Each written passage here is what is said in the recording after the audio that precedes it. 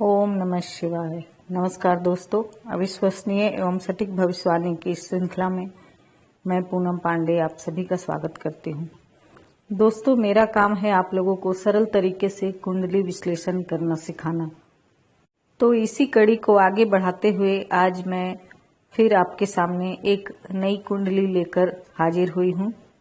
दोस्तों, यह कुंडली मेरे लिए कुछ विशेष है क्योंकि इस कुंडली के योग को देखकर कभी कभी मैं भी बहुत हैरान होती हूँ कि किस तरह सभी ग्रह अपनी अपनी छाप छोड़ जाते हैं जीवन में।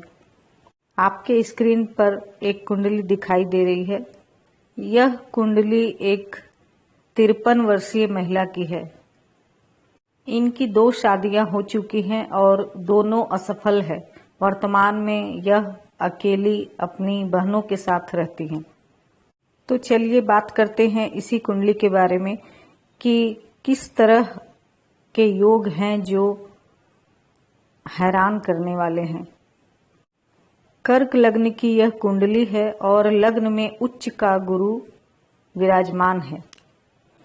लग्नेश चंद्रमा पंचम भाव में नीच का होकर बैठे हुए हैं। तो ये वृश्चिक राशि की कुंडली हुई। दोस्तों, कुंडली में लग्नेश और लग्न में उपस्थित ग्रहों का हमारे व्यवहार, हमारे जीवन पर बहुत अधिक प्रभाव पड़ता है। जैसा कि देखने से ही लग रहा है, लग्न में उच्च के गुरु हैं, तो यह जातिका धार्मिक, संस्कारी और अपने रीति रिवाजों को मानने वाली होगी। पूजा पाठ, आध्यात्म में इनका बहुत रुझान है। वहीं दूसरी तरफ लग्नेश की स्थिति को देखें तो लग्नेश पंचम भाव में नीच का होकर बैठा हुआ है। लग्नेश यदि नीच का हो तो जातक का स्वभाव और व्यवहार भी निम्न प्रवृत्ति का हो जाता है। तो जहां लग्न में उच्च के गुरु हैं वहीं लग्नेश नीच का है, तो दोनों में विरोधाभास है और इसमें फलित करने में बड़ी कठिनाई होती है कि जातक का स्वभाव कैसा होगा, उच्च का गुरु के जैसा होगा या नीच का लग्नेश उसके अनुसार। तो मैं आपको बता दूं कि ये दोनों ही स्वभाव इस जातिका में पाए गए हैं। यह जातिका वास्तव में आध्यात्मिक, संस्कारी एवं धर्म कर्म को करने वाली है, परंतु कभी कभी इनका स्वभाव बहुत विचित्र हो जाता है। लड़ाई झगड़े, इधर की बातें उधर करना, ये सब इनके स्वभाव में आ जाता है। ऐसा कभी कभी होता है।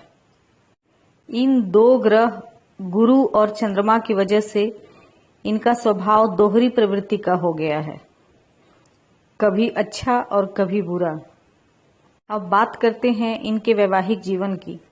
तो आपने भी ज्योतिष शास्त्र के कई किताबों में पढ़ा होगा कि स्थान हानि करे जीवा। ये गुरु जहां बैठे हो उस स्थान की हानि करते हैं और जहां उनकी दृष्टि हो उसकी वृद्धि करते हैं।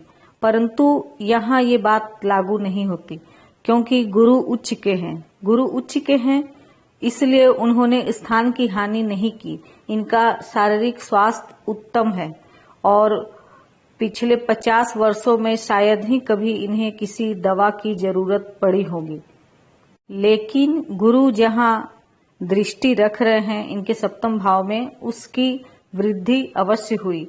मतलब 1 से अधिक विवाह इनका हुआ, लेकिन विवाह सफल नहीं हुआ। इसके 2 कारण दिखाई देते हैं कुंडली में। पहला कि कर्क लग्न की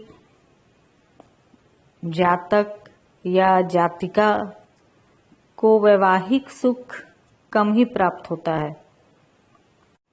और दूसरा जो योग है वो है गुरु की जो दृष्टि 7वें भाव पर पड़ रही है।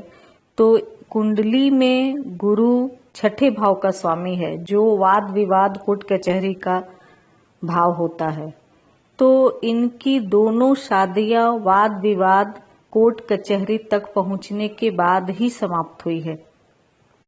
तो इस प्रकार हम देखते हैं कि कैसे ग्रह पूरी तरह से हमारे जीवन को बदल देते हैं और सब कुछ कुंडली में ही छुपा रहता है, बस उसे ढूंढने और पहचानने की आवश्यकता है। इस कुंडली की पूरी चर्चा मैं यहाँ नहीं कर रही हूँ, नहीं तो वीडियो काफी लंबा हो जाएगा। आज की चर्चा को मैं यहीं समाप्त करती हूँ। अगले अंक में आपसे फिर मुलाकात होगी। तब तक के लिए नमस्कार। जय महाकाल।